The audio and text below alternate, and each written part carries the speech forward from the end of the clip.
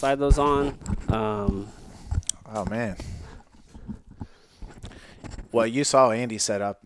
I mean, it's pretty legit, but like, this is the game changer right here. I really like these because, I mean, most people tend to have headphones anyway. You don't always have to have headphones. I know they don't always have the headphones, but I feel from an experience standpoint, like when you put on the headphones, it really like, Dude, I just like got tunnel vision. dude, Yeah, you lock yeah. in, bro. Yeah. And everything, like it helps you. I feel like it's a catalyst to a flow state. So you kind of get into it, and then by the end of it, you're like, holy shit, dude. An hour just went by. Yeah. Yeah, How'd that happen? Yeah, so that's why, I mean, I like the headsets, and then you don't have to be fooling with the mic, and if it's here, are you too close to it or far enough? Or, Yep. yeah, all that good stuff. So I really like these headsets. They do the trick. Cool. I think he's all set. You did these? These are snapped. Okay, that's snapped, so right on, I do dude. have a little bit of cough, so you see me do this. I'm just trying to, help you out a little bit. Yeah, all good, man. All good. Worst case scenario, I can always go back and try to edit out some of those coughs if I need to, just out of Yeah, just don't cough. Sal was just like, Yeah. yeah, he was just trying to be so courteous. I appreciate it. It's so cool. Bond, Jarrett Bond. How old does that get, or does it? Does it it ever doesn't. get old? Classic. Yeah, it really doesn't. Here's actually what makes me sad, and here's what makes me feel old. Man, I'll talk to some young kids. I'll be like, "Oh, name's Bond," or James Bond. They're like, "Okay." I'm like, "You don't know who that is, do you?" They're like, "Nope." I'm like, "Dang." James Bond's not as cool anymore. I know I know. There's like even a couple new movies, and I can't tell you the last one I've watched. Yeah, a new one is in theaters right now. Yep. I don't- can't remember what it's called, but yeah, I saw previews. Something about dying. Yeah. I think they all have something with. Bro, Bond was legit. Bond was the heat when back with Goldeneye. Yeah, Like, we came up as like yeah, Pierce yeah. Brosnan was Bond. And did you play GoldenEye? Goldeneye, dude. That's all. Mario Kart, Goldeneye. Dude. Yeah, and at that point in my life, like you were smoking weed, BMX. That's what you did. Like, night, you're like, all right, hey, cool, lights are on. Let's just. Yeah, dude, we're just here just chilling. I mean, I played so much GoldenEye. Anytime I would get Odd Job and we'd have like the golden gun, it's Yep. like an unfair advantage. Bro, something really funny about that though. Just that time, right? Like you get too close to a door, your arm would pop out. Yep. You're like, oh, I know where you're at. I can see you. Dude, that game was the shit, dude. They had trapdoors and everything. I think I saw that they are revamping that game. It's going to be the same game, but just like updated Yeah, graphics. dude, they should for real. Like, Dude, yeah. nostalgia. I think nostalgia is one of the biggest things. It's a great seller, but I think it's one of the biggest things with our generation. Yep. Yeah, how old are you? 34. Yeah, so I'm Yep. 32, so we're Yep. right in that same generation. Yeah, so Yep. it's like, for some reason, we're just extremely nostalgic people. I mean, that's why you see like things. I ain't mad about it. Ninja Turtle stuff is huge. Yep. I used to love Ninja Turtle stuff Yep. growing up, dude. It was my jam. Oh, But, me too.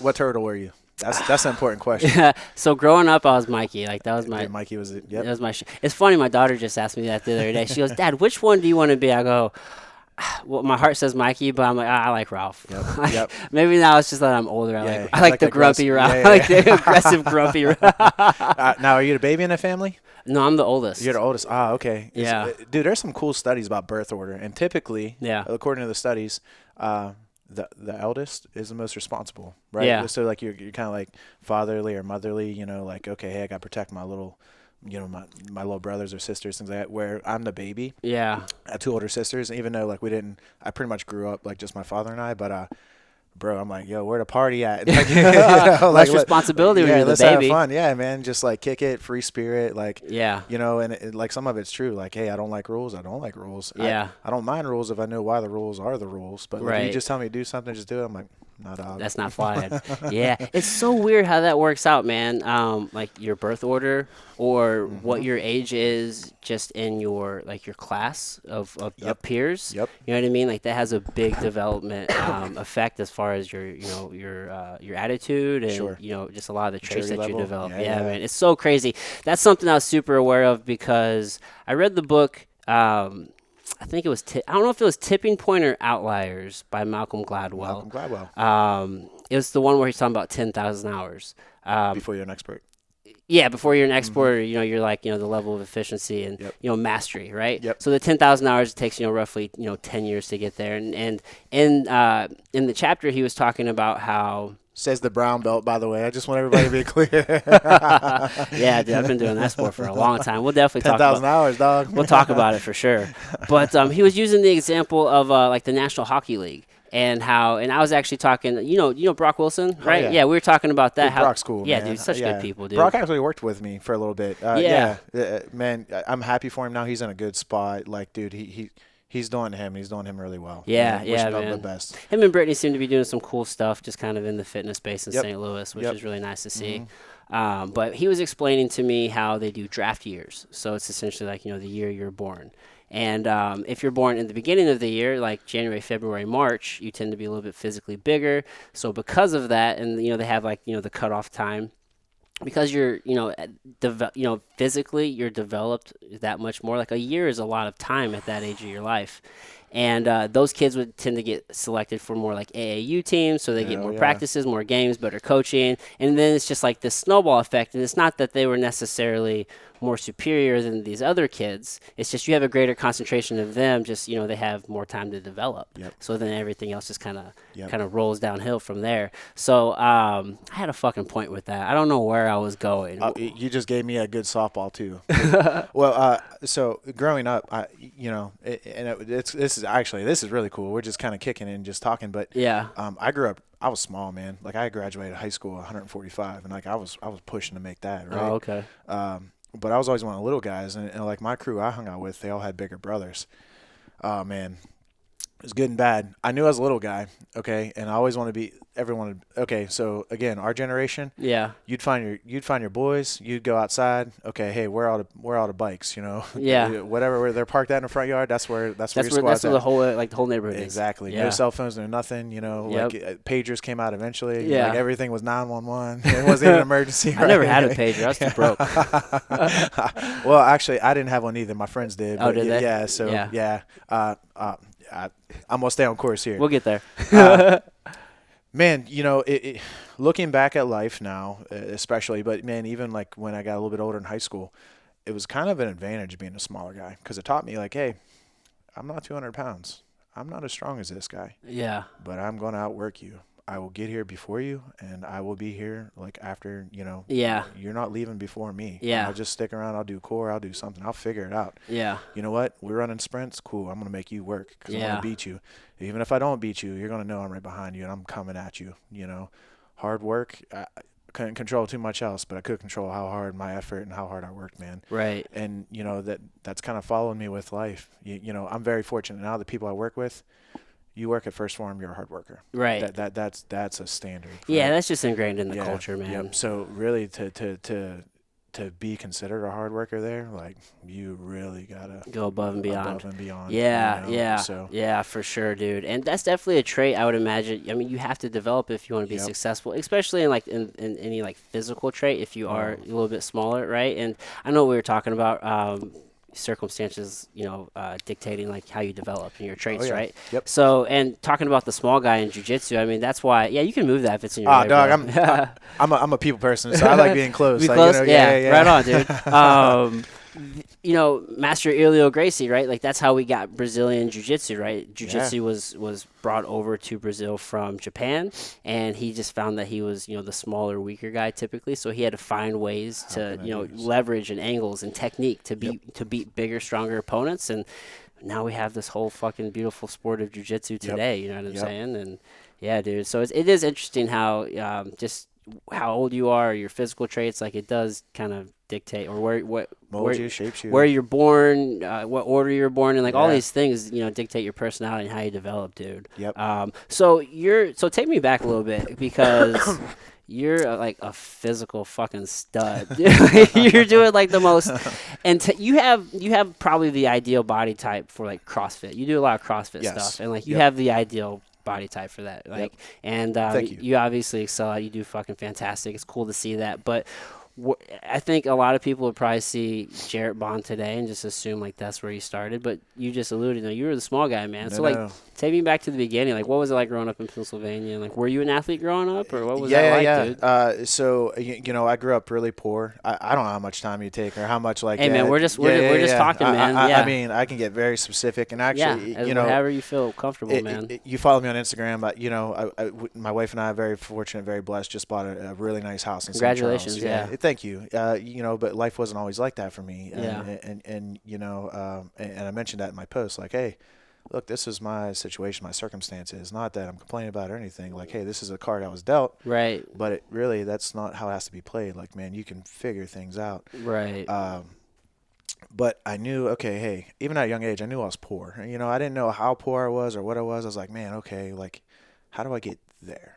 Yeah. You know, like at that time, really liked baseball. My dad was actually pretty good at baseball. So baseball fields everywhere where I was at in Pennsylvania. Oh, yeah. So that was like kind of like an easy, fun sport. That's you know. America's pastime, man. Yeah, Pennsylvania, big wrestling state. Eventually got into that in high school. Football was my jam, though, man. Like, Yeah. I always like contact and something. So Yeah. I didn't realize how blessed and fortunate I was to be surrounded by some of the athletes and the caliber of people at Yeah. the time. You know, again, now that I'm older, I'm like, dang, man, I was, you know. Hindsight's 20/20, man. Exactly. Yeah. Exactly. What position did you play? In football? Yeah. You got to guess. You'll never guess, actually.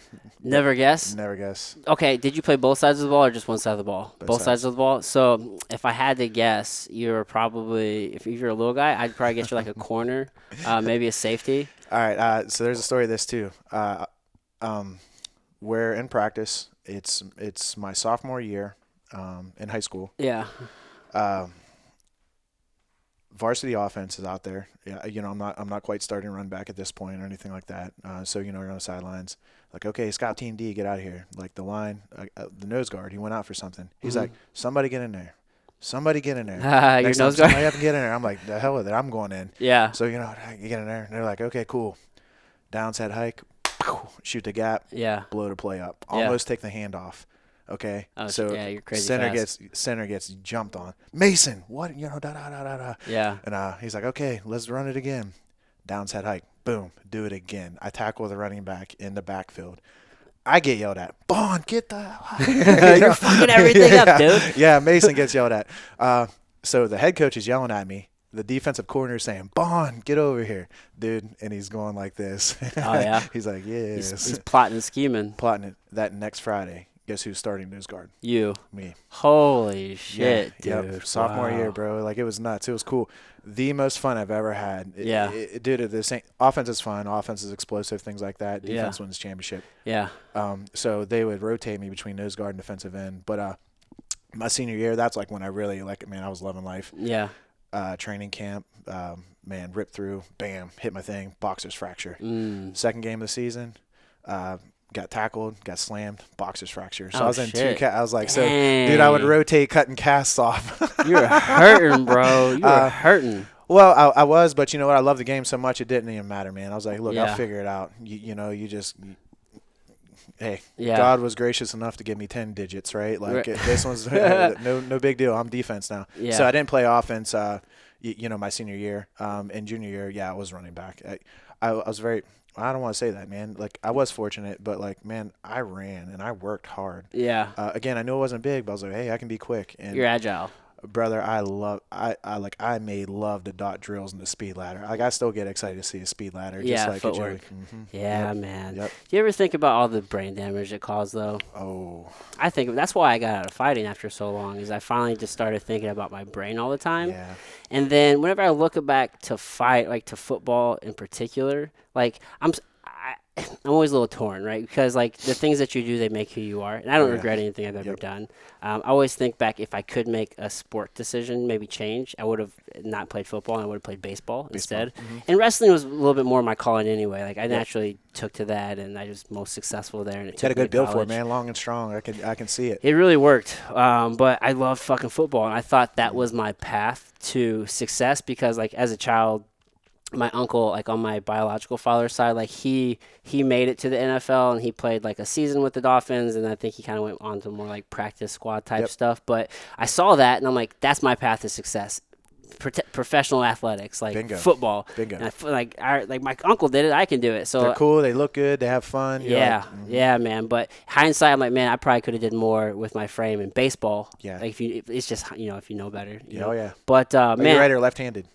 so it's weird because I'm left-handed whenever I write and I eat, but I'm fairly ambidextrous, so all my sports are done right-handed. Oh man, you were prime real estate. You should have went that ball route, man. Dude, yeah, baseball. Dude, I'm for real. I played like one season as a kid, and I crushed it. I should have just did Yeah. that. But either way, hindsight, it is what it is. And what the hell? Oh, all of my injuries I sustained were all from football. Football. Everything. Like I think I've only had a couple from fighting, but I was always injured in football. I messed up both my ankles, Yeah. countless pulls of my groin, and Yep.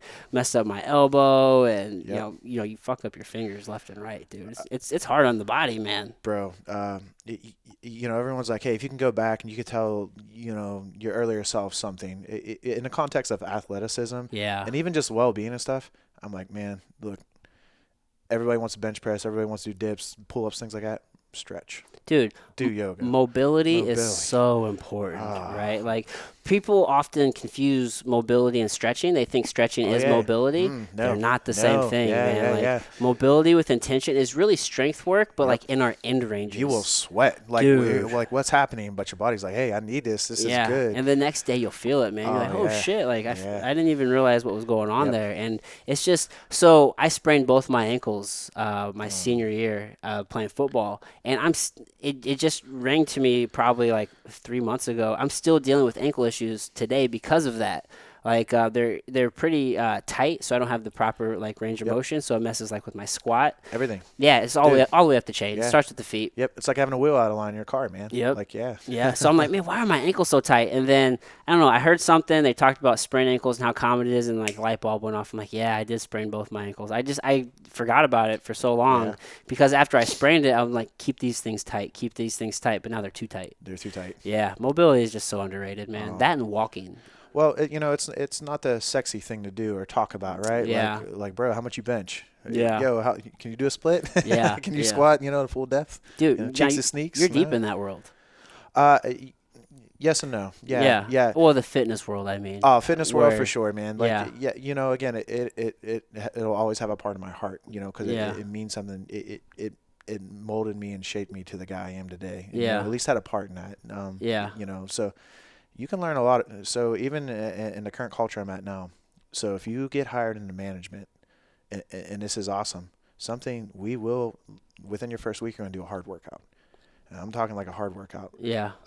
Lauren Roney, I don't Mhm. know if you know her or not. Yeah, we follow each other. Lauren's great. Lauren's first day, like no orientation or nothing. Oh, hey, by the way, we're doing Murph. Yeah. Murph is a 1 mile run. Yeah. 100 pull-ups, 200 push-ups, 300 air squats, another mile run. What did you make her do it with the vest? She did not do it with a vest, but Okay. yeah. Do you make the dudes do it with the vest, or is the vest optional? If you have vests available, you're wearing them. Yeah, that kind of thing. But again, that was her first day. Another guy, actually two other guys, and again, I'm an athlete. I'll say that. You are too. Like, it's all, dude. I'm a retired athlete now, but like I could go do whatever. Like mentally, I have that, and I've always have. Yeah. They're like, okay, hey, we're gonna run a half marathon. They're like, okay, cool. When? Friday. This is like Monday or Tuesday. Oh shit, bro. That's Yeah. intense. Well, here's the cool That's thing. intense. What's the level of intensity on the run? How much time do I have to run that half mile? Yeah. I mean, we're somewhat reasonable. Yeah. Like 2.5 hours. Because I'm like crazy. someone I like that shit. said. Well, see, I do too. But here's the cool thing about it: the people who quit on a workout didn't make it in our company. Right. If you're willing, and I think this is a life principle, man. If you're willing, especially and I know, like, hey, did I cheat a couple reps? Did I actually cross the line, or did I come a little bit short? Yeah. It's Yeah. there has to be a direct correlate, like in business, and how you do one thing is how you do everything. Everything, dude. The little things matter Yep. so Yep. much. Dude, I often think, I personally, this is why I love jiu-jitsu. This is why I love competition. This is what drew me to fighting for so long.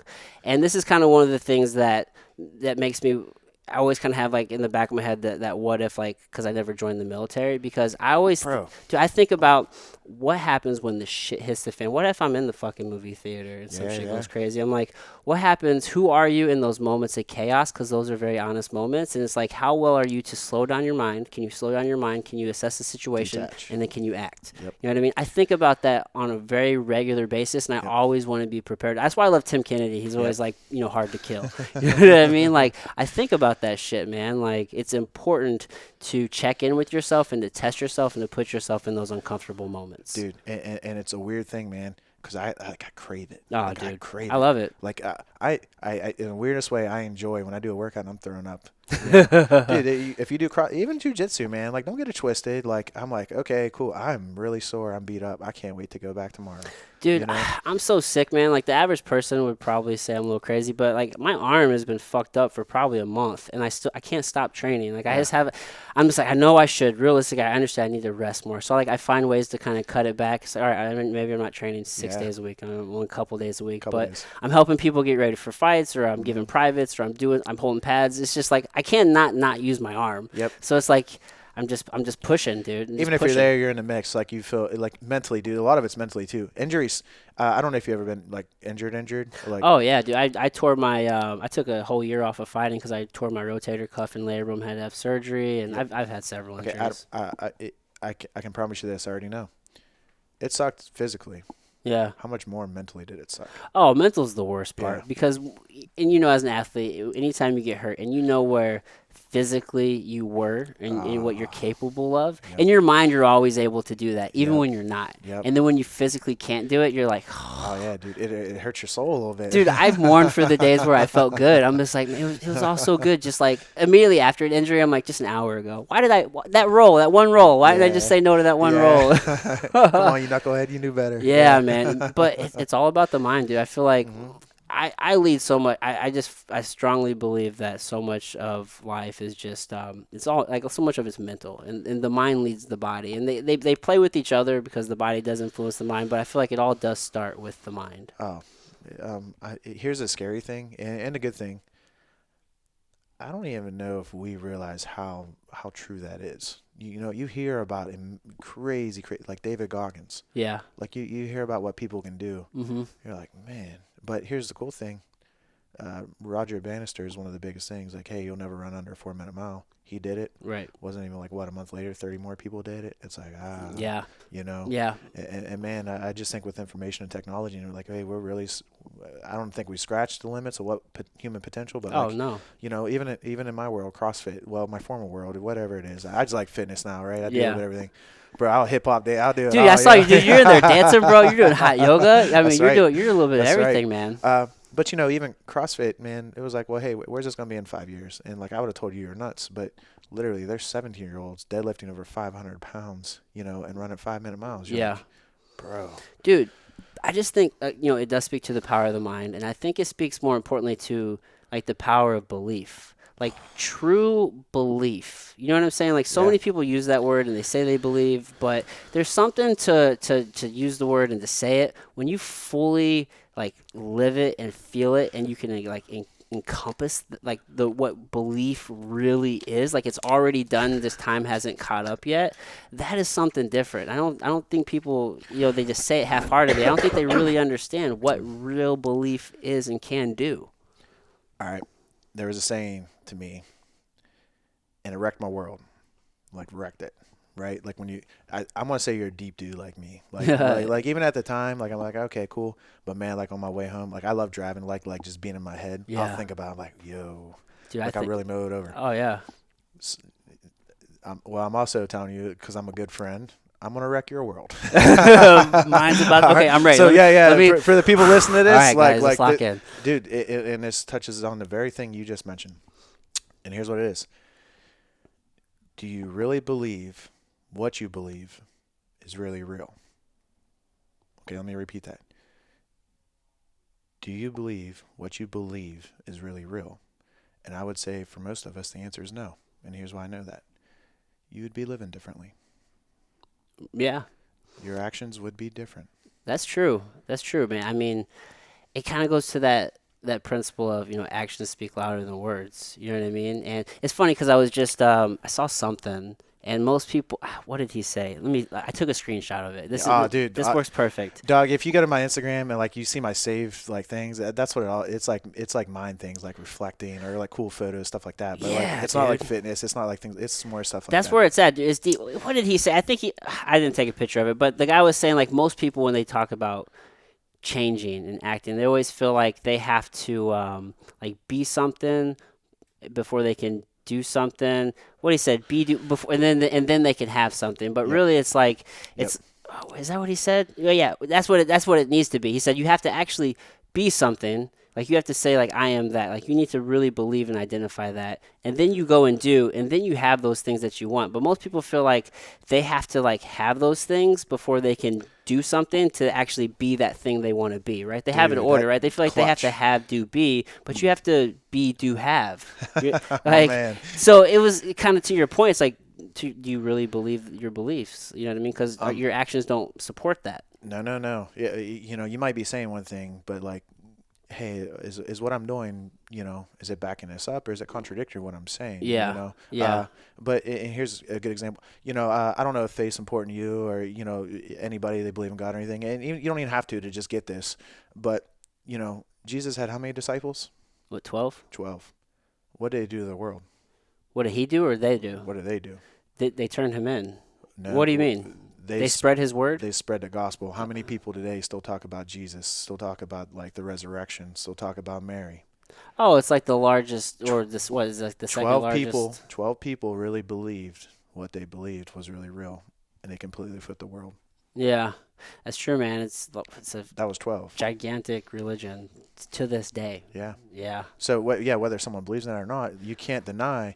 Are you most likely heard of Jesus? Well, why yeah. did you know? Well, and Jesus is a major part of many religions. Oh, 100% You know what I mean? So, I mean, that just speaks again to the power of belief. So, belief. what's your internal dialogue like? Like, do you speak positively to yourself? I have a hard issue with speaking positive. I'm very hard on myself. Yeah. I'm very, and it's almost to a detriment to where I'll end up having too much negative self-talk. So I have to kind of catch myself and reel myself in.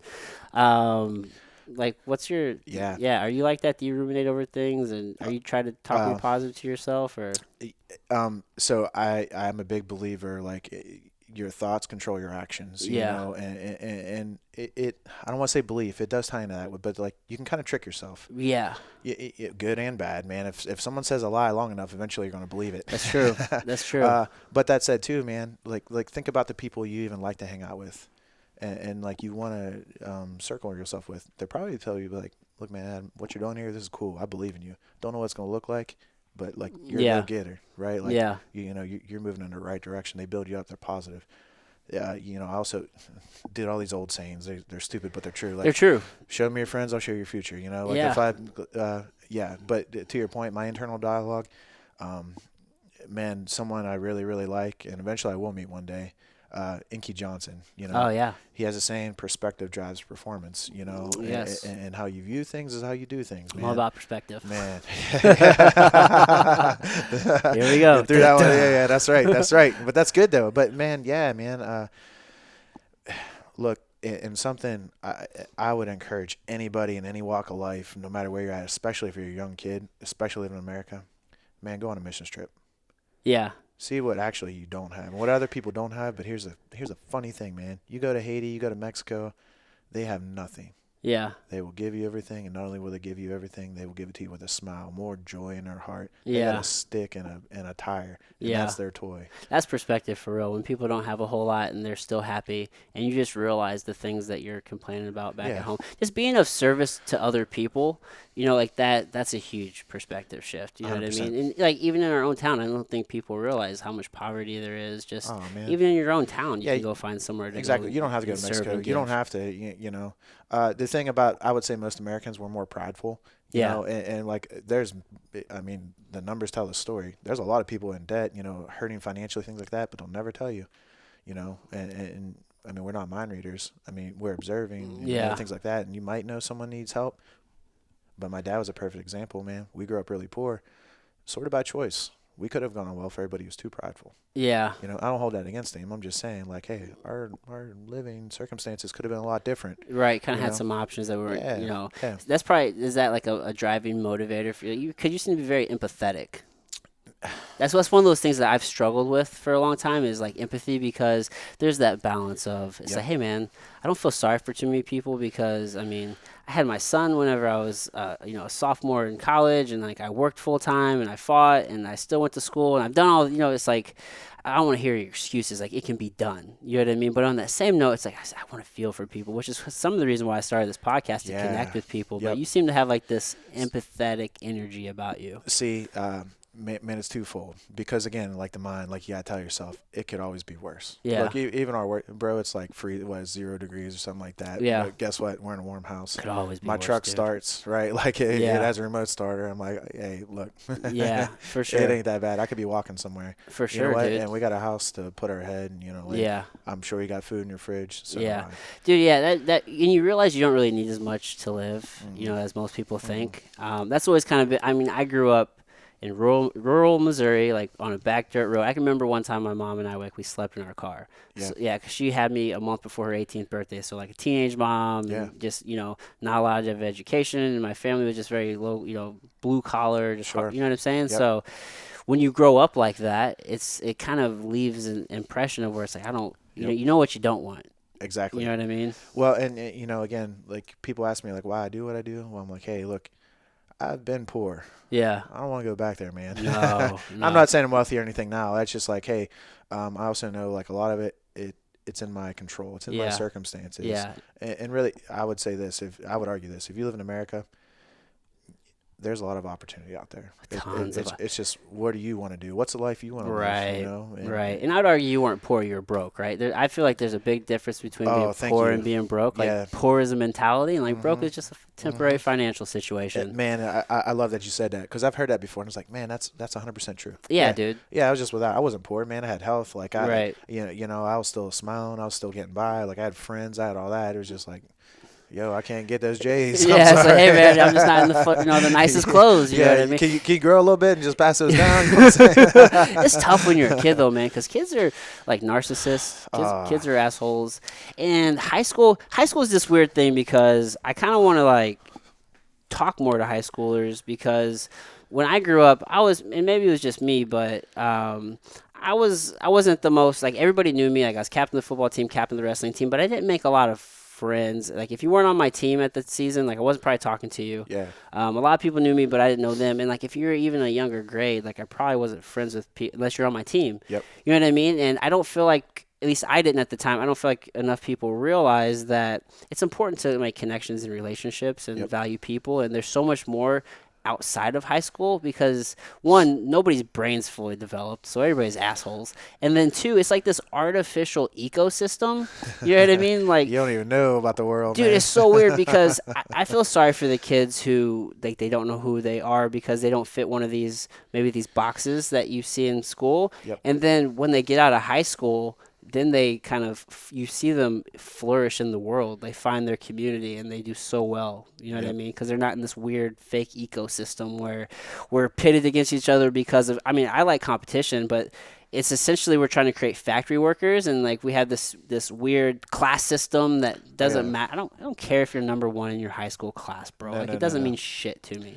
Dude, I've always been that way. Like, people will get like really weird about racism stuff like that. I'm like, dude, I never judge someone off of the pigment of his skin. Right. What I will judge you is how you treat other people. And, Yes. especially not even me, but like when I watch you, like how you talk to the waitress, how you talk to that guy. Yes. The remark you gave it, like, not that I'm judging you, but I'm like, hey, I'm not forgetting that Take a either. mental note. Yeah, man. Like, that shows who you are. Red flags everywhere, man. Oh, bro. Pay attention to those details. Details matter. Yeah. The devil's in the details, man. It really is. It really is. So okay, so you graduate high school. Mhm. Like, what's your journey there? Because you're still in Pennsylvania. What part of Pennsylvania are you in? Yeah, so a little bit south of Pittsburgh, a place called Uniontown. Okay, so you're more on the western half of Pennsylvania. Yeah, Yeah. yep, southwestern PA. Yep, Okay. Yep. So like, what's going on after high school, right? I mean, are you? Bro, those were some pivotal years for me, man. 2 weeks before I graduated, my father passed away. Okay. My- Oh, sorry. to Yeah, hear that. But I no. mean, you've already shared it. Yeah, I yeah. don't know how to like handle that shit when people. It's like Dude, I know you've probably I know. already gotten over the death, and Yeah, it's yeah, like yeah. how I don't know. I'm Yeah, weird. no, man, that was so, and I guess a little bit of a backstory. My parents, well, here I'll tell you that. Tell the story, man. I will If paint you're- this part of the story. Yeah, and, whatever you you're know, comfortable with. I'll share anything. Again, I just don't know time sensitivity. We're stuff good on like- time. Yeah, I Yeah. mean, whatever you got. I mean, usually go for an hour, hour and a half, whatever. Yeah, we're 5, 6 years old, give or take. So my parents are together at this point. And my sister and I have two older sisters. Right. Erica's a year older than me. okay. Call us downstairs. I have no idea what I was doing at that, and that really is irrelevant. Come downstairs, our stuff's together. I see that. And I heard our parents were fighting. Nothing new. No big deal. Whatever. My dad asked us. He said, "Hey, if you had to live with one of us, who would you go with?" Dad, I'm rolling with you. Like, what are we doing? Like, Yeah. no brainer. Same question to Erica. Well, where you going? Well, Mom's always been there. Like that kind of thing. Probably wasn't said that way, but you Right. get the point. It's normally you think it'd be switched. Yeah, Mama's boy, daddy girl yeah. type thing. Nah, man. Like my dad was like, like Yeah. not probably my hero at the time, but like Yeah, I he was mean, like the guy I looked up to. that's Drove a cool truck, that's the cool male role car. model. Yeah, hmm father figure, bro, or father. Well, as soon as we answered that, wasn't 30 seconds later, he's like, "Cool, got your bags. We're gonna go camping." I'm like, "Cool, let's go." Yeah. Okay, pack your stuff. Boom, boom, boom. There was a local sportsman's club, Colchester Sportsman's Club. Man, he spent a lot of time there. He was on the board, all kind of different things. Yeah. Got a tent, got all set up, fishing. I'm like, this is awesome. Day two comes by. I'm like, all right, I'm starting to get over it. I'm 5'6". My attention span is this big. Like fishing's fun, all that stuff. I was like, you know what, Dad, I'm ready to go home. He was like, we're not going home. This is home. Like this is home. Like your mother and I, we're separating and things like that. I was like, oh, okay. I was like, well, so what's next? He's like, I'll figure it out. How old are you at this time? 5'6". 5 or 6. Okay. Yeah. I was like, well, man, how am I going to shower? He's like, well, those big commercials, stainless steel sinks. That's what I was getting baths in. Yeah. At that age for a little while. So, and I'm never mad about these people, nothing like that. I remember little pieces. I don't remember who, but I just remember it's weird to see a grown man cry. Yeah. You don't see that very much. At least my dad. Mhm. And kudos, did it. We're human. We do cry. Like I get it. Oh yeah. But some people like you're all macho. Especially during that time. Oh, Real man. men's men back then. This is before cell phones, things like that. I remember my dad calling people, just saying, "Hey, look, this is a situation. Is there any way you can help me? Man, Bill, I would love to. All this stuff." And Yeah. and I'm like, "Oh, who was?" Yeah, like I remember some of it was like, "Oh, well, your aunt, or whatever." Like that kind of thing. Nobody would take us in, man. It was nuts. So like we're staying in a tent, saying that like 2 weeks later, eventually someone does. Grandma Burke, and the funny thing is, she's not even my grandma. That's just like what we knew. What you about. call her? Yeah, what I knew by. I honestly couldn't even tell you her name. So she took us in. It was cool. Let my dad get on his feet. Yeah. Typical, not typical story, but my dad got laid off. He was in the Navy. He was a welder and did some stuff with computers.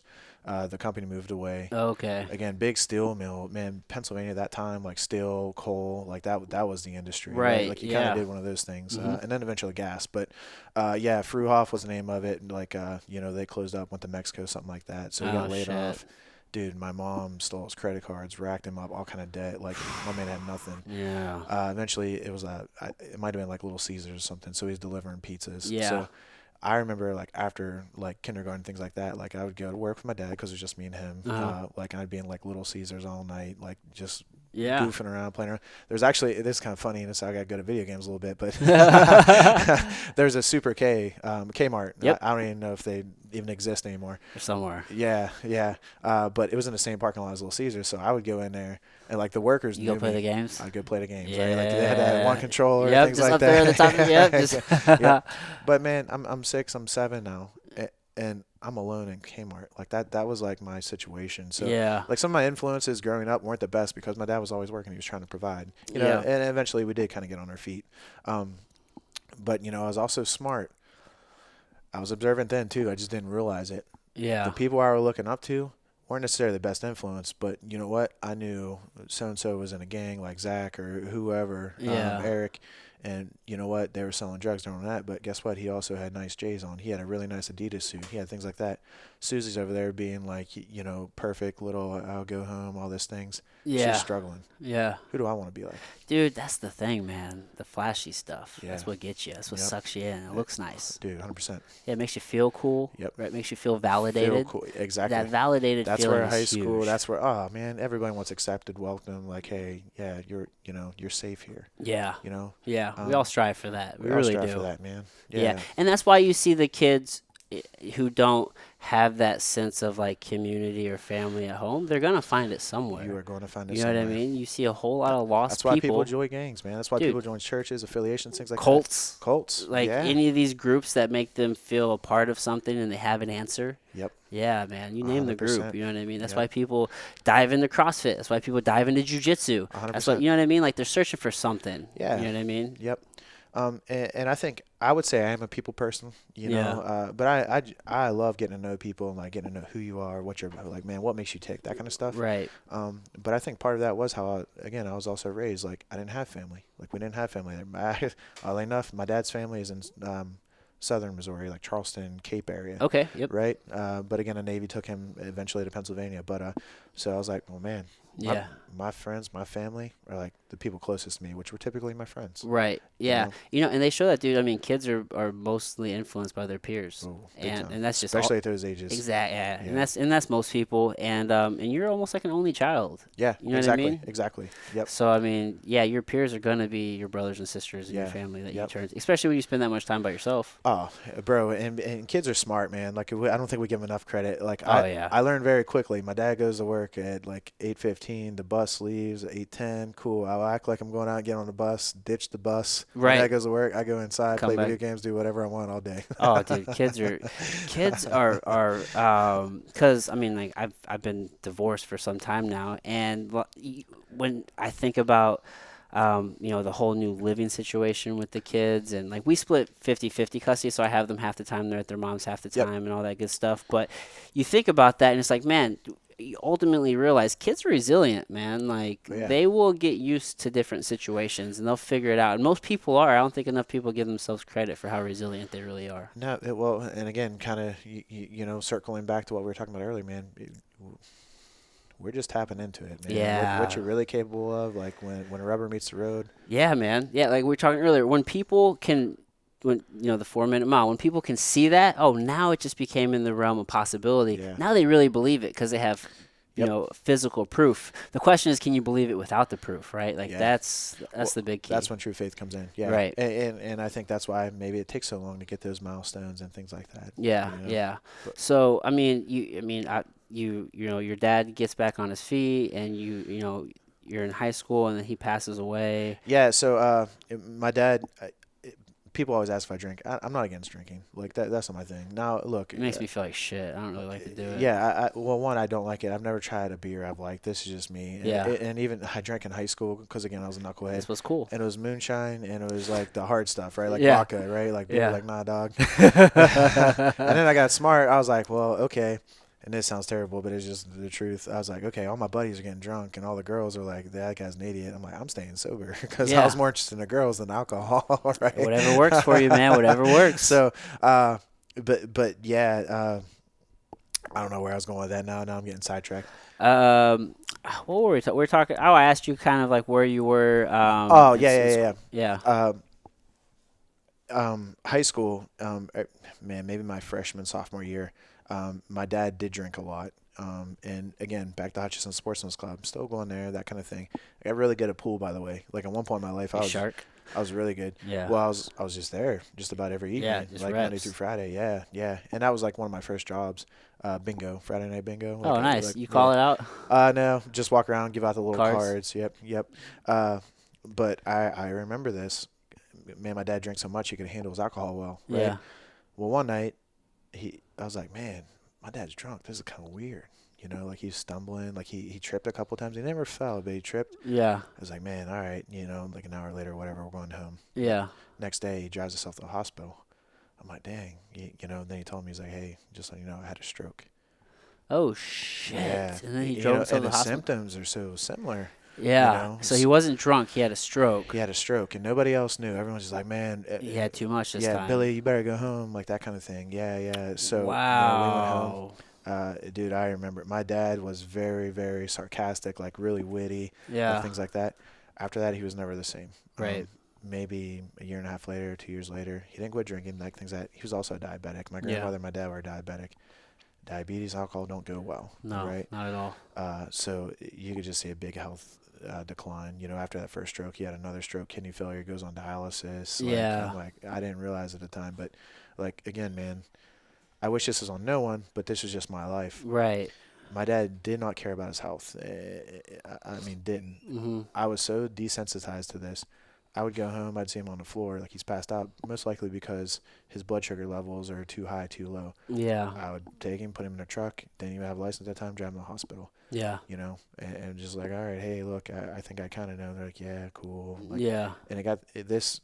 kind of hurts. Like I was that selfish at that time in my life. I'm like, well, you want to stay? You can. I'm like, no. I'm like, just call Yeah. me. Right. Right. Yeah, man, but that's one of those things you can't be hard on yourself, right? I mean, back to Yeah, it was with where all I you are knew. now. Yeah, Yeah, and yeah. when you're a kid, again, you're a narcissist. Oh, You dude. just are. Your like your frontal lobe's not fully Dude, developed. high Rick school, knows I'm because caring I'm always about talking about friends. this. Yeah. Yeah. But Yeah, you care about your friends and like, what am I doing? It's my like, it's your world. yep. Dude, so I actually found my dad when he did die. Yeah. I was just in disbelief because, like, again, it happened so many times. I was so It's like you're desensitized. passed out. Yeah, he's passed out. So actually, like, my neighbors on, I was like, hey, bro, I was like, my dad's passed out, and this happens all the time. Can you help me get him in a truck? So he goes in, like, I'm out in the truck. I'm like getting it ready, like, he comes out and he's like, he's not here. I'm like, what are you talking about? He goes, he goes, son, he's not here. I'm like, nah. I'm like, I do those. And he like grabbed me, like looked at me. He's like, he's not here. I'm calling 911. I was like, woo. And then Oh, it kind of whoa. hit. Yeah. Dude, total emotion change. I'm like, what do I do? I don't have any family. Yeah. I do have friends. You're 17 at this time? 16? No, I'm 18. This is 2 weeks before I graduate high school, Okay. give Yeah. or take, So you're right? okay. Yeah. So my dad never did see me graduate high school. Yeah. Which I did. It was, so I mean, it's a good thing, but a whole whirlwind comes across me. I've been very fortunate and blessed. His sister, Janet, he has 3 siblings, Johnny, Janet, and Georgia. Okay. Janet, she's brilliant, man. I think she taught grammar in high school, and she was a librarian. So she was always on me because, even now I speak like a ding dong knucklehead sometimes. She corrects you. Yeah, yeah. She's like, hey, actually, Send you that all DM. right, all right, Listen, all right, all right, you all need a right. comma here. Yeah, I'm just worried about where I'm eating. You're worried about my proper sentences, But yeah, I called her, and, like, I'm crying. She's like, I'm gonna get the first flight I can. I'll either be out tonight or tomorrow. Where was she at? Here in Missouri. She's in Missouri. So Yeah, she's okay. in Missouri. Yeah. She's in Missouri. Got it. And like I'm just in panic mode. So like they're loading Yeah, up in an man. ambulance. I was borrowing a friend's car, a nice car too, by the way. It was a Mustang V8. Like it was sick. It was a Nice. steak. It's a good friend. Yeah. So I'm whipping around. I'm like, man, what do I do now? Where do I go? It's the whole do I shift talk in the to? world. I went to one friend's house. Her dad was a doctor. Thing. I don't even know why. Right? I'm like, hey, listen, my dad died. She's like, what are you talking? I'm like, I'm bawling. I'm just like, I just need somewhere. So I went there and talked to her. Her boyfriend was there, and like I was like, okay, hey, cool. I kind of got myself. I got my composure. A guy I played football with. They were related to my mom, like distant cousins, things like that. The Papkes, great family. Still love them today. I would do anything for them. I would do anything, but like they were always good to me. Like Yeah. more above and beyond good. I go over there. They're like, okay, cool. Look, we got you. Let's call the detectives because they're looking for you actually right now just to see what happened. Like anytime there's a death murder, they just, Yeah, you gotta go through standard you- protocol. Yeah, you got to go through standard protocol, and they were really good and stuff like that. But I'm like, what do I do? And Janet comes next, the next day, and I was like, what's next? Like, where do I go? And Yeah. my dad had guns. My dad had all this stuff. I'm like, I obviously can't live here. Right. I don't have a job. I don't have money. I don't have stuff like that. After his first stroke, he did get on, I think it's called SSI, the Social Security income or something Yep. like that. And there is some kind of system where it's set up. So until I turned 19, like I got his check or something like that. So like So I that's was, something. At it was least. something. Yeah. So it was, but yeah, a family I wrestled with, they actually took me in, said, hey, you can come live with us. Like, cool. His dad owned a construction company. Nice. So yeah, like my first real job, bro, like hard work. Like some of the Yeah, hardest work I've ever construction. do. Yeah, that's hard, Roofing. bro. Roofing. Oh. Oh, during the summer. Bro, Gets I so had the hot best up. dog. I was like, yo, you would think I'm like Cuban. I was like, yeah, Yeah, bro. You're probably tan as fuck. really. That's tan. how you get jacked for Yeah. sure, bro. Oh man, that is work with a capital W. Man. Yeah, that the bale tar. and hay are too hard. Maybe concrete. Maybe those 3 things are the hardest things I've ever done in my life. Yeah, whenever because we redid our we've been remodeling this whole house and It we looks good, man. I it's- love the kitchen for it's real. it's coming along, man. We're slowly You got a getting good there. space, the flooring, everything. Yeah, I laid down all these floors, but I learned a lot. But Oh. we completely finished the downstairs. We put in a bathroom downstairs, so like Yep. we busted up the concrete, and like I have through the gym through jujitsu, we have like so many like tradespeople, so I have people helping and stuff. So me and my buddy are down there, like I'm like churning and like mixing up concrete. I'm like, fuck, this is hard work, bro. Yep. Like I see why they have big mixers for this. It's not easy work. Not even a little bit, man. Yeah, Not even a little bit. That blue collar work is where it's at. Yeah. You'll learn a lot of lessons. But yeah, Teach you something. Yeah, baling hay. I've done that in the summers, and Yeah. it's tough, dude. Well, even that, it's not like you can take your shirt off, especially square bells, because like you gotta touch it and like it pricks you. Dude, like, it's gonna fuck you all up. Yeah, dude. Yeah. Mad respect. Farming's probably the hardest work in life. Yeah, those guys know how to work, man. It doesn't stop. It's 24/7. You know, Yeah. if you're not planting, you're harvesting. Yeah. You're doing something. But at least there's a real mission there. It's like you're doing this to get this, and like you can see like the linear process there. Yep. Whenever I worked in like the corporate 9 to 5, you're just like a cog in a wheel, and Did you're you just, read Lynchpin? yeah, Mhm. great. I got that book. And I felt that anyway because you're just another number in the system, and Yep. it was a Oh big yeah. it was a big shift for me because I was actually, at a company here. It was Express Scripts. They're like a Fortune like 20 company. Like they're fucking huge, and I was killing it. And for a lot of my listeners who know now, like I'm a pretty big cannabis like active guy. And Yep. dude, I got hit with the random drug test, which is cool, man. Like I understand the policies, and it's just so I was running the risk. And these are the games that we play, right? So they hit me with the random. Failed, lost that job, and this was probably going on. It'll be 3 years in May, and it was a huge paradigm shift where I realized, like, man, I I was told this whole, you got to go to college and you got to get a degree and you got to get this job, and like there's this path, and I was doing the path, and I was extremely unhappy, and then I was killing it, and like I got my annual raise, and then I was like, hey man, I even need more money, and then they gave me that money, and then I'm like, I'm fucking baller, like this is great, and then I get hit with the random, and I'm like, all right, well now I just realized I'm just a number in the system. Yep. And they even fired me, and like my girlfriend works there now, dude. It was hell for them for months after I left because nobody did what I did. Yep. Like they put themselves in a worse position just because of like this policy. Yep. So you were a linchpin. I was. It really fucked them up Yep. when they fired me, dude. Yep. I actually had SVP, Senior Vice President of Technology. I emailed him. He's like, let me see what we can do. They reviewed their cannabis policy because I got fired. Yeah. So like I really was a linchpin. Yep. I mean, I never got my job back, which is fine. Actually, things are way better now. now. It was one of those things to where I don't think I ever would have made the move. It had to happen for me. Yep. And it did, and things have been great ever since. But I realized, to the original point, like I realized like you're just a number in the system, dude. Like you're just a cog. Yep. Like you might as well make it on your own. Yeah, and man, I don't know. Like to me, I'm all about experiences. Man, the older I get to, the more I realize life. Dude, tomorrow's not promised. It's not guaranteed. It's man. not, dude. And like in a way, again, it's kind of scary. Back to the belief thing. It's like, bro, if I were to check out tomorrow, am I happy the way I live my life today and what I've done? Dude. And I'm sure most of us would say no. Like, Yeah. There's so much more I want to do, things like that. And Yeah. it's just like Yeah. But I'm sure that's one of those things a lot more people have probably been thinking about more Especially recently with the Kobe Diamond. Yeah. It's something that's it kind of, dude, I'm not a basketball fan. I'm not really even a sports fan. Yeah. But I love winners. And I respect fucking greatness. Yes. Dude, I love Tom Brady. I love Yeah, Lance yeah, Armstrong. yeah. I love all these. Like, if you're winning, I fucking love you, dude.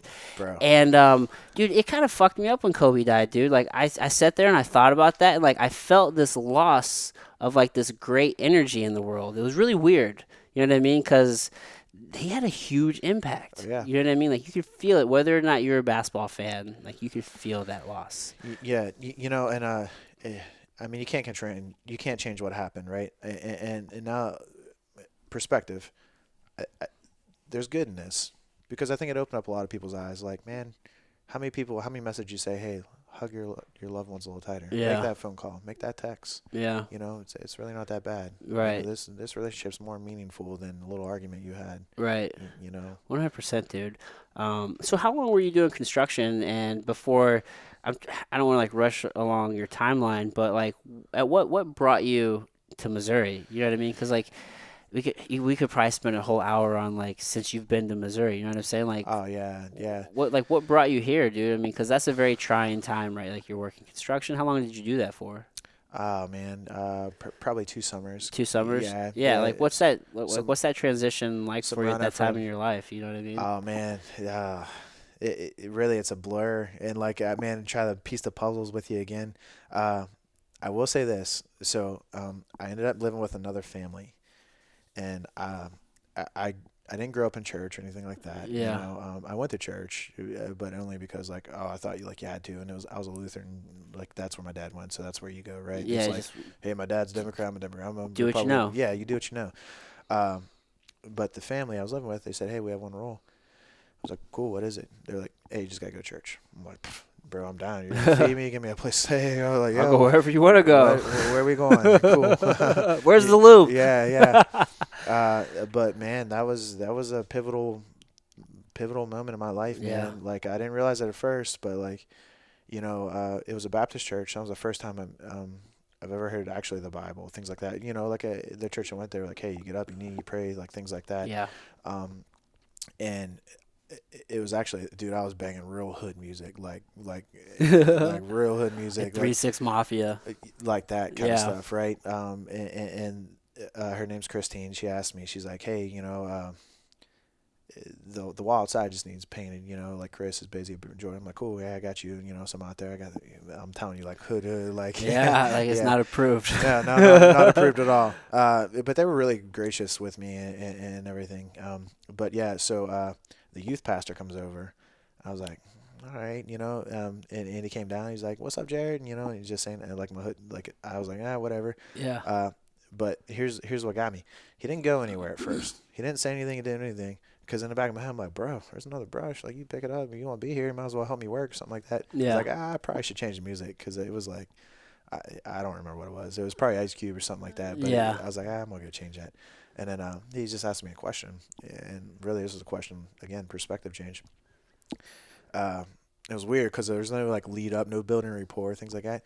He's like, man, you believe in spiritual things? I'm like, yeah, bro. I'm like, man, I love scary movies. I like ghosts, demons, things like that. I love spirits. Yeah. Where's the Ouija board? I was like, bro, I've been kicking it with like Jason and Freddy for like, Yeah. And he laughed. He's like, no, man. He's like, the whole heaven, hell, God. I was like, well, yeah. I was like, I think I do, and like all this stuff. He's like, what do you think? He's like, would you ever think about like the whole heaven hell thing? He's like, you're going to die one day, right? I was like, yeah. He's like, really? Everybody does. I'm like, yeah, cool.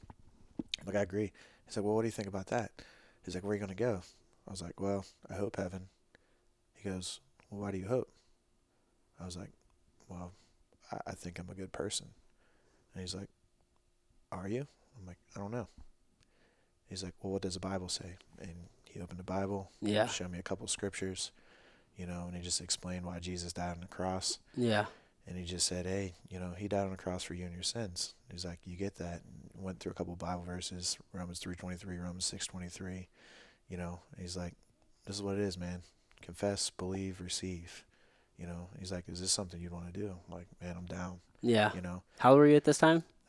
18, 19. 18 or so. Yeah. Yep. Yeah. So this left this is like a very pivotal like interaction. Pivotal, man. Yeah. Pivotal, and he said a prayer with me. He's like, if you want to, you can repeat after me. If not, he's like, you can say it. Like, this is something between you and God, man. Like, yeah. Like, you can say one thing, but it's a heart and a head thing. That's what's like important. only you know. Only you know. Right. Yeah. So I was like, cool, I'm down. Yeah. Said a prayer with him, and I was like, no feeling, nothing like that. Like, some people are like, oh, hey. Yeah, none of the overtop theatrics. Just very... I was like, nah, hey, man, like, I've always been this way. If I tell you I'm going to do something, like, I might not do it that moment, but, like, my word means something to me. Dude. If you tell me something, like, yeah. I mean what I say, and I say what I mean. Like, that's how I am. Yeah, and he talked to me more and more in the church. Man, I love that. Like, those people still call us, still do anything for us, like that kind of thing, man. Yeah. Like, it was I don't know. Well, it's great to have that community, dude, and Bingo, that man. connection. And yeah. I mean, with any group, whether it's religion or politics or whatever it is, like, you're always gonna have these outliers, like 10% people that are making everybody else look bad, man. But I mean, I feel like whatever it is for you, man, like if it makes you a better person, Yep. and you know what I mean, and like you're doing good, and you're living in a way that is, adding value to the world. You know what I mean? Like, what's it hurting? Well, and that was the first time I actually met people that just wanted to help. Like, yeah. Well, and this is any religion, anything in life. Many people preach a sermon. Not many people live a sermon. Right. That's the difference, man. Yep. So many people are just trying to check the box. You know, they'll go, "Oh, I went on Sunday, Bingo. feeling good," but it's like, do you really believe it, man? Yeah. And if you believe what you say, and then are you living in accordingly? Bingo, man. You know what I mean? You see someone struggling on the street or something like that, or like, it's not, hey, you're homeless. That's not my job to judge you. Right. You know, like, hey, we're supposed to take care of the widows, the poor, the kids. You know, again, in my situation that I didn't even know, like, hey, I'm struggling. Yeah. You know. Yeah. Again, flashing back to my childhood, man, Thanksgivings with my dad and I, one of my actually favorite Thanksgivings. He didn't cook. He didn't think like no turkey, nothing like that. We were driving around. It was kind of like a QT out here. It's Yeah. called Sheets. Dude, I had a turkey sandwich, some Doritos, and we were just driving around, like, looking at things. One of the best times of my life with him. Just the simple experience. But this is Thanksgiving. Yeah. I'm having a turkey sandwich.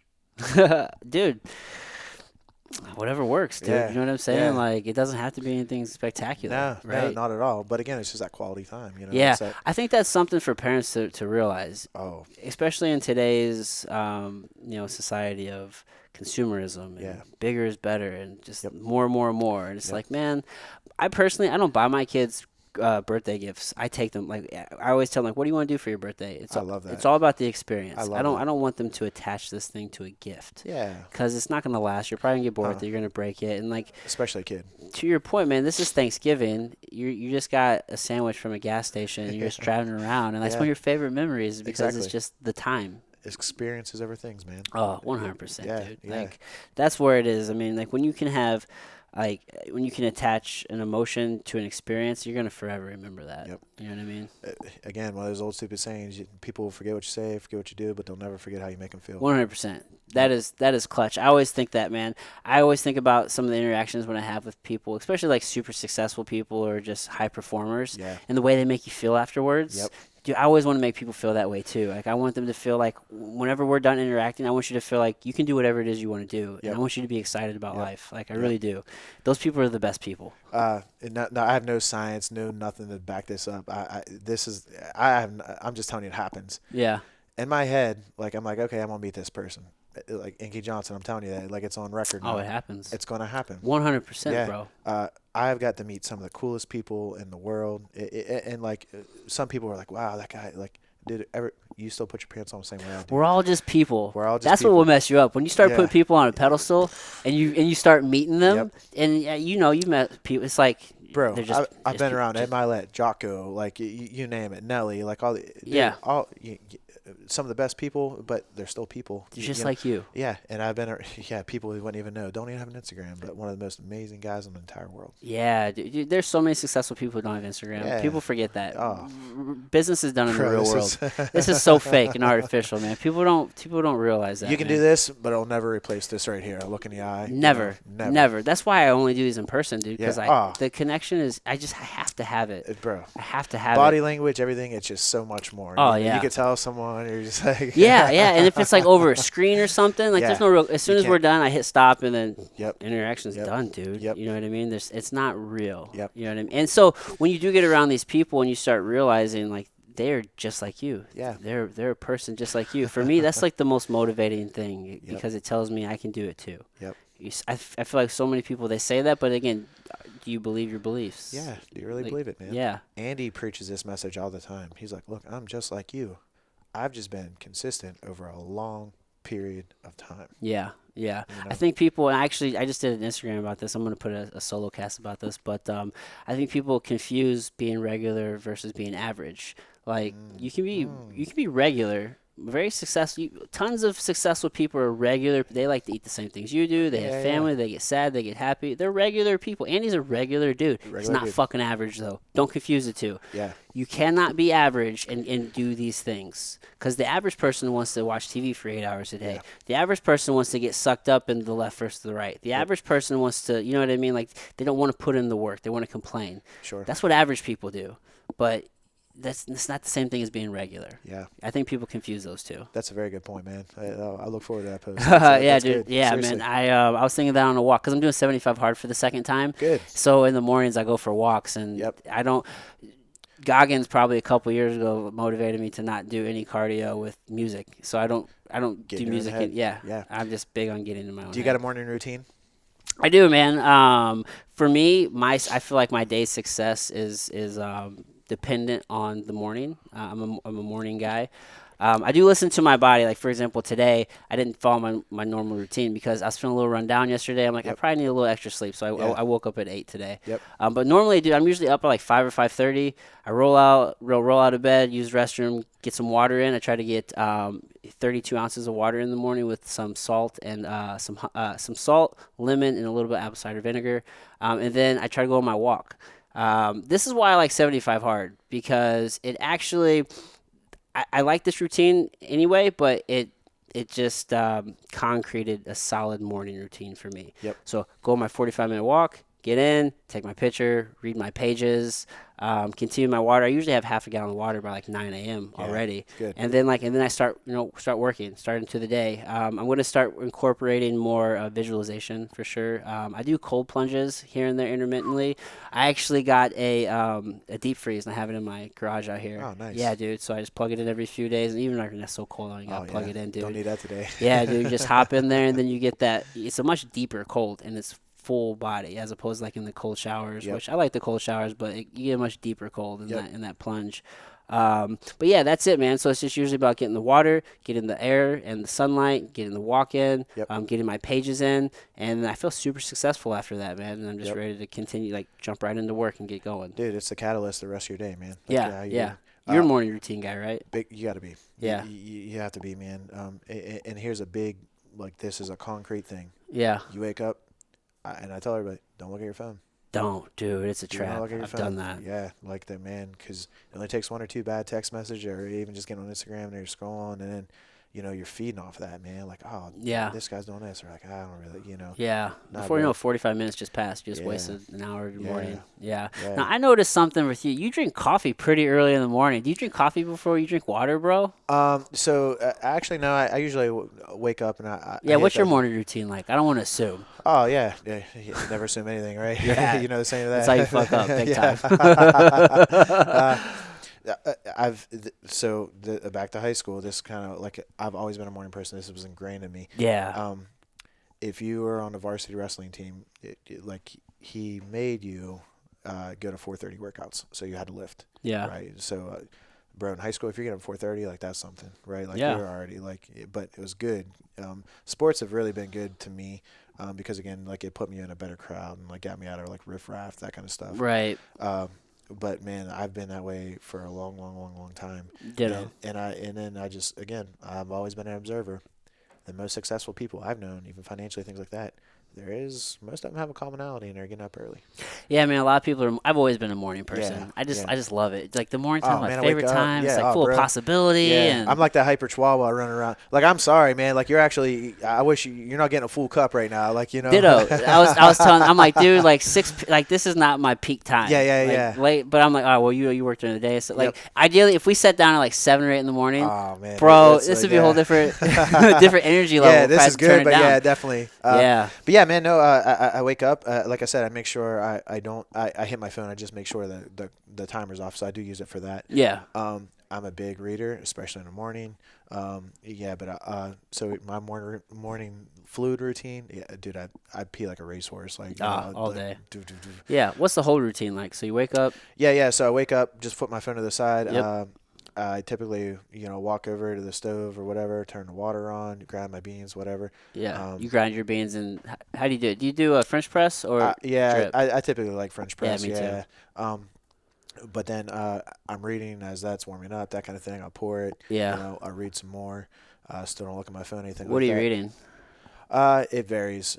It's oddly enough, I just got a book from Sal. I think it's like Make Your Bed Every Morning or something like that. It's the Navy SEAL. Yeah. What is it called? I just got it. So Okay, I didn't know there's a book. I knew there's a video about yeah. that, right? Oh, there's a really good video. Yeah, he's Yeah. giving a I've seen the video. Texas or whatever, the speech to them. Yep. Like, Yep. I make my bed every morning. Yeah, Make Your Bed Every Morning.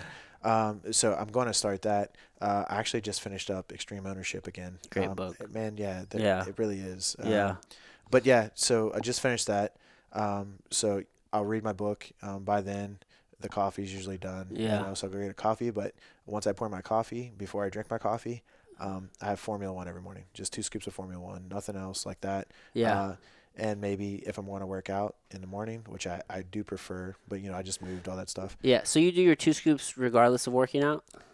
Yeah, Formula One, 2 scoops. So, obviously I'm in the fitness space now. Yeah. And this is for anyone, don't care what your goals are, like fat loss, performance, muscle gain, whatever. You break it down, food's macronutrients, right? There's carbs, there's fats, there's proteins, and Right. there's actually the alcohol. Yeah, that's like the fourth macro. But, inside of that, protein's actually the most important. And here's what's cool for us. The more lean muscle mass you have, that's for anybody, the more calories you're going to burn doing nothing, sitting here on the couch. Yep. You Yep. know, well, in order to build more lean muscle mass, you have to have protein. Gotta support it. That's important. So if you think about this, just the same reason why you drink water. Let's just say theoretically, perfect world, you sleep 8 hours. Well, you haven't had water, you haven't had food, you haven't had anything. My body's like, hey, if you're not going to provide me with things, it's just our body's always survival. So it's breaking down things. It's also breaking down muscle, things like that, just for energy. If you provide it with protein, okay, cool. It's not going to do that. So I'm preserving lean muscle tissue right away. I haven't had a protein source, I haven't had a food source in 6-8 hours. Yeah. So that's the first thing I hit it with. Formula One's a fast act. It's a whey isolate protein. Right. Hydrolyzed whey isolate. So bingo. fast acting, quick Yep. absorption, Yep. bioavailability is off the charts. Off the charts, man. Low Yeah. temperature process. We can get all that nerdy stuff, but for anybody, that's what I would tell you. You're like, yeah, sure. Now you could slow down the digestion. So if I'm going to work out, I typically have orange juice. I don't like to put a lot on my stomach. Like I said, I'll get after it with a CrossFit or something usually high intensity. Yeah. Not mixed together, of course. Just like, okay, hey, here's some carbs, get me through, and like that. Yeah. Here's my protein. Yeah. And then I hit my coffee. I do like coffee. I'm just a black dude, like just nothing special. Yeah. Just like Oh, ditto. enjoy it. Yeah. Yeah. I like to do the water with the salt because a lot of people don't realize I do the water with the salt to help with absorption because one, salt's Salt's such an amazing, bro. unnecessary electrolyte. People are scared of it and they Yep. don't need to be. Yep. And then also, I don't think people realize you lose about a pound of water through respiration and perspiration. So breathing and sweating throughout the night, you're going to lose water. So you need to hydrate. Well, if you think about it, even just think logically, how many days can you go without food? Like 21. Yeah, you can go quite some time What about depending on how water? much fat you have. A few days. A few days, 2, 3. Yeah, minutes without breath though. Yeah. Yep. Breath So is so hey, important. what's most important? Hydrate. Yeah, hydrate. Yeah, so then you get your whey isolate in. Yep. And again, it just depends if I'm working out or not. If not, I'm not a big breakfast person as soon as I wake up, so I'll have that and maybe like some toast or Yeah. maybe lately it's been a Pop-Tart, right? So just one Pop-Tart, but and then I drive in, listen to podcasts, listen to something on the radio, or maybe make a phone call. Yeah. And I'll get breakfast then. How long is your commute? Not bad, 30 minutes. That's not bad. But see, I like that because again, just It's about average. It's a Yep. good time for you to kind of unwind, decompress, or just like, okay, cool, what do I got to do next? What I still have to do? mentally kind of get yourself. What's breakfast usually look like? You kind of mentioned like maybe the one Pop-Tart, something quick, but then you said you actually have like an actual breakfast. So my in my head, this is what I do. I do use our an app to track, right? Yeah. And we have the transformation challenge going on right now. So that's Yeah, a the big My thing. Transformation app is what you're talking about, Yep. right? Yep. Well, here's the thing.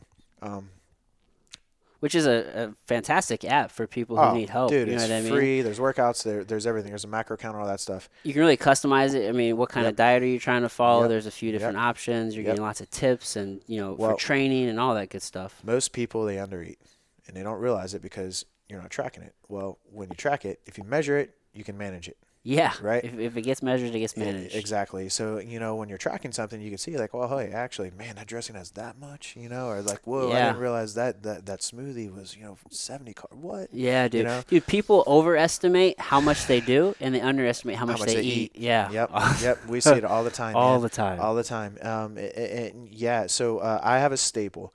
No matter what I eat, when I eat, I try to have at least like 25 grams of protein. So now that could absolutely vary. So is your math, are you doing 1 gram of protein per 1 gram of body weight, or are you doing like 1.5? You're a little bit more active. You know what I mean? Like, I am. because I don't know if everybody realizes this, but there's a different, need for protein versus just, your average gym pop. Yep. And somebody who is as active as you. You know what I mean? So I like to, I'm very fortunate, and even where I work, we're blessed. We have registered dietitians, like we have all that stuff. Lots of good resources. And that's actually how I learned about First Form. The registered dietitian that works there, when I was competing in CrossFit, he put me on a macro plan. Then recommended First Form. It changed my life again. Yep. Another pivotal moment. You got brought into the community. Yeah, that's right. Yeah. That's right. Sucked you in.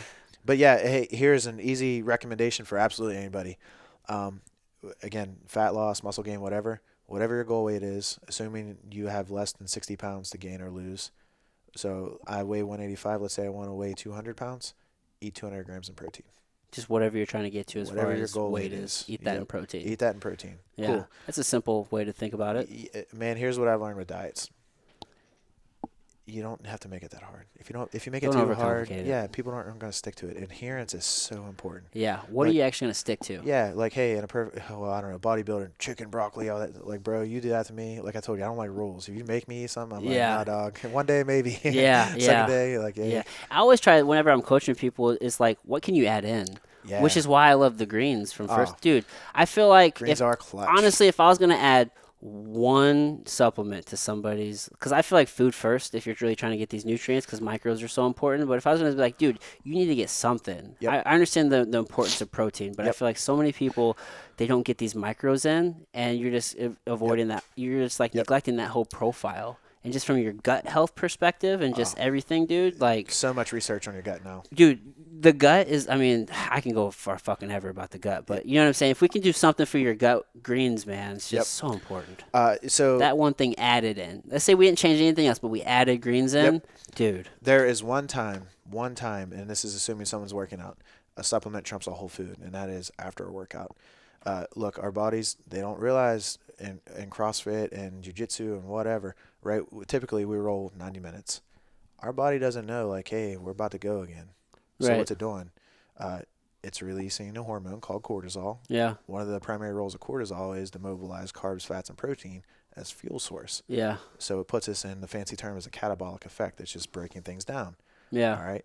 We don't have to break stuff down anymore, but our body doesn't know that because again, it's in survival mode. It's like, hey, if Adam comes at me and try to double leg me, I got to be ready to react. Yeah. So how do we stop that?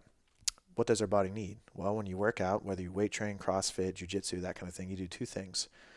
You deplete your muscle glycogen, right, which is essentially glucose, essentially sugar. Yeah. Glucose gets converted to glycogen in our body. Right. Okay. So you want to replenish your glycogen stores, and the best way to do that is to add a fast-acting carbohydrate, right? We have something called ignition Right. that you can mix with your protein. It's Right. twofold. So when you spike your insulin and cortisol are yin and yang. When you spike your insulin, it blunts the production of cortisol. So telling your body, like, hey, we're good. We don't have to keep breaking things down. So it'll take the sugar, Right. restore your muscle glycogen, and then it's going to allow the protein to repair your muscles. Right. Yeah. So the idea of creating that insulin spike, right? So going Yep. from a catabolic state to an To anabolic state, right? Bingo. Shuffling that protein Yep. to the muscles, right? Kinda help with Insulin's the a beautiful hormone, bioavailability. man. Yeah, it's it's actually A lot of carrying hormone. bodybuilders just take insulin straight, man. Bingo, and that's why, because Get it's a you big. carrying hormone. Yeah, it's going to shuttle things, right? Yeah. So hey, that's cool in a post-workout setting because the quicker you can get your body back in an anabolic, relaxed repair state, the less sore you're going to be, the quicker you're going to gain muscle, the more calories you're going to burn, the more fat you're going to lose. Yeah, I think there's even a caveat to that though, because it's I don't want people to feel like you can just take a protein and a glucose, like the ignition no. formula. Like, Supplements are supplements. Right, They exactly. supplement your diet and well, nutrition. I think you still have to sleep and recover Oh. because like the workout, that's where we're breaking everything down. Bro. But the gains are made when you're sleeping and you Bro, recover. 100%. Dude. Like 100%. Yeah. Health, fitness, performance.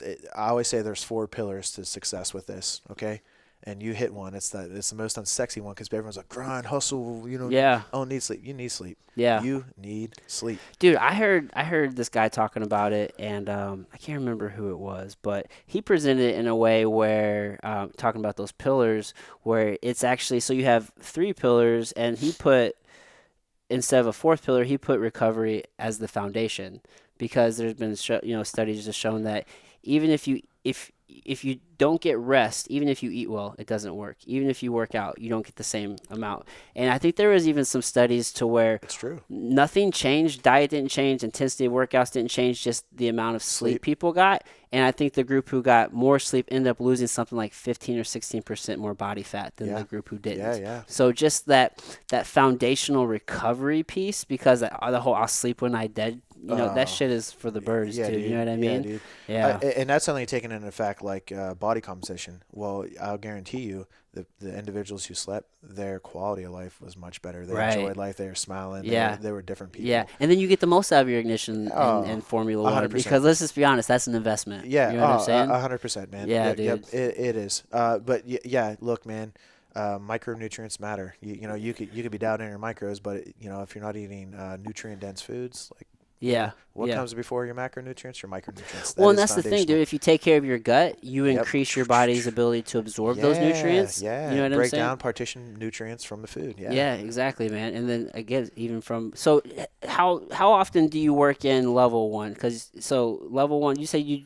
do Formula One in the mornings typically for Uh-huh. yourself, right? Which Yep. a lot of people don't realize when you wake up in the morning, you're in a fasted state. Oh, So yeah. your body. That's why actually I like to walk fasted because Yeah. you're kind of it's low intensity. So the intention you see a lot of bodybuilders doing Yep. this walking fasted because you burn that fat. Yeah. It's Uh, different zones. Right, yeah, just Yep. different zones. And so like maybe you work in some Formula One there, post workout Formula One. Where's somebody going to work in, like the concentrated protein, you know what I mean? Like the slowest simulated, Well, the level one. yeah, and I'm big on categories over specific products. So like you'll hear me like I do work at First Form for those of you who don't know. Yeah. Right? But like So we're talking like a slowest simulating protein. bingo. Yeah. Bingo. So like you just think like a whey concentrate or milk protein, that kind of thing. Yeah, like a right? casein or Yeah, and why that's look, man, they're still proteins, but they're two different tools for two different jobs. It's Right. like a Phillips head and a flat screwdriver, right? Like they're both screwdrivers, they're both proteins, but like, hey, one has a better application. Yeah. And the reason why that's better, like in meal replacement or adding to or baking, is because it already has carbs and fats. It may Yeah. not have a lot, but again, it'll mimic the digestion of a whole food. Yeah. So me personally, if someone wants to know like everyone's going to be different, right? Supplements are that they help supplement your diet and nutrition, so everyone's needs are going to be a little different. Yeah. Here's what I take, and where I work, we have I think 84 different SKUs. Yeah, you guys got a lot Yeah. of products. I take Microfactor. It's a full spectrum multivitamin pack. CoQ10. Yeah. Like a couple different things in there, right? Are there any fish oils in there? Fish oil? There is one EFA, but I also take a fish oil, right? Because Because there's also an individual fish oil that yep, Fish Oil EPA, offers, right? DHA, yeah, Yep. man, like that. That's So a your real- omega 3s, that 6s. that and creatine are two of the most backed research Dude, supported creatine is supplements. one of the most safest supplements. It's the Bro. oldest. Did you know it's a neuroprotectant? I didn't really. There's a study from like '93 that I pulled up. I wasn't aware because I'm always reading about the brain and it aids. So this guy's a local guy, and he is most likely, if you read a article or research or anything with creatine monohydrate, he had his hand in this. I need to talk to him. His name's Dr. Chad Kursick. He runs the. Does he work with you guys? Was he on the TNT podcast? He was on a TNT podcast. Yes. He runs the athletic department and like some other things in nutrition, all that at Lindenwood University. Oh, right on. I Yeah. need to connect with him Yeah. because I would love to have that conversation Oh, because my I don't gosh. think people understand He- the he- efficacy of that Yeah, one particular brilliant. compound. That's the thing, man. It's in it's in meat. It's in so many different things. It's just We naturally produce we it just in naturally small produce it. amounts. Yeah. Yeah, Yeah. dude. It's Yep. important. So now you guys you guys offer the Core 21 product as also like a cortisol control to help people with sleep. Help me understand because I'm not super familiar with that particular product, but we're talking about cortisol and it popped in my head. Right? No, hey, look, I told you I'm an open book. You can ask me absolutely anything. Yeah. Okay, so cortisol. Here's the way I look at this, and this will make a lot of sense. Just Yeah. even this here, remove the product from it. Just let's talk about cortisol. Cortisol, primary role.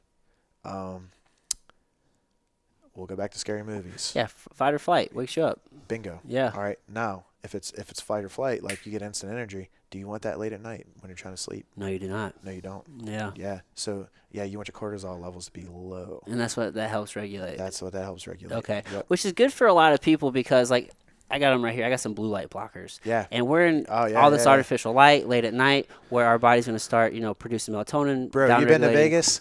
Dude, yo, does like, it what? turn off, yeah, bro? it doesn't. Yeah, dude. See, and that's perfect science though. Like, look what they do. You have no idea. It's 4 a.m. You're like, how? Keeps is your it 4 body a.m.? awake. Yeah. So then, yeah, dude, that's a good tool, especially for some people. Like maybe you don't want to look like a weirdo like me with some blue light blockers. You don't have those, or that's also one of the reasons why I like to get outside and sun exposure as early as possible because that helps regulate your cortisol levels. Yep. So that way you Yep. produce, that Yep. circadian rhythm more naturally. And Yeah, and man, your body's really intelligent, man, and Oh, it happens. so and adaptive. and it's something called an inverse cortisol curve. Some people they're tired in the morning. They can't wake up. Lunchtime, like all this stuff, still tired. They go home, wide awake, can't sleep, can't sleep. You know, and that's a condition. Like, hey, you know, you may want to get tested, get looked at, things like that. Yeah. So Core 21 can help people. But here's the thing, man. Wind down. Even supplements, like, look, this might help, but what's the causation? That's the thing. What's the causation? Yeah, we can't just throw things on it as a Band-Aid. And that's kind of my beef with the whole healthcare industry. It's actually more like sick care. It's very reactive. Yeah. And so many great things in modern medicine, but you got to get to the root cause. Like, what's your rest like? What's your stress level like? What are you eating? Are you moving? Are you getting water? What's your environment like? Who are you hanging around with? Bingo. All these different things before we start throwing like SSRIs at things. Yeah, man. You know what I mean? Let's change habits and behaviors before we start adding in like, hey, here's a blood pressure medication. Here's like this. Like, no. Yeah, bro. it's crazy. Well, man, I had a physician. I end up, I'm not going back to him because I asked him. I was like, dude, I want to get these blood work, panels done just because I want to get my numbers. I like to know where I'm at. And he's like, oh, I wouldn't really recommend doing this test or this test unless you're really having issues because you seem healthy. I'm just like, dude, I'm trying to be proactive and get my markers and understand where I'm at. Long-term, man. You know what I mean? And I don't care what's normal because those normal things aren't really what's optimal. You know what I'm saying? So like, where are you trying to live at? Yep, exactly. Yeah, dude. Yep. Can I ask a quick favor?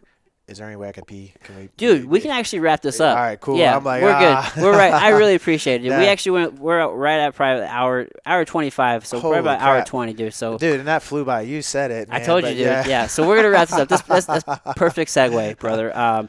Thank you so much for doing this, Jarrett, dude. This is fantastic. We could have geeked out for probably another hour on Fresh Form products and different things. 100%, man. And even that, like, we talked a little bit about athletics, but a little bit. We can do more. Dude, there's... So anytime you got more time, dude, you got an open invite, dude, to the show, brother. Appreciate it, man. This has been great. Seriously, thank you so much. Dude, tell the people how they can check you out, if there's anything else you want to leave them. Man, I think there's some good nuggets in here. If anybody has any questions, anything I could ever help out with, do anything, man. My Instagram's Jarrett W Bond 22. I try to respond to all comments, DMs, everything. Right on. Man, I'm an open book. Like I told you, you can't offend me. Yeah. Like, hey, man, if I could help you, I will. Just, right on. Man, treat others how you want to be treated. Like that's really what it comes down to. It's that simple, dude. It's a good way to leave them. And I'll put that in the show notes. And if people are interested in checking out the products, they can go to firstform.com, and I'll put links into there. For sure. Yeah, dude. So, dude, there's lots of resources if people need help. So, dude, brother, thanks again, man. Appreciate it. For real. Everybody, until next time.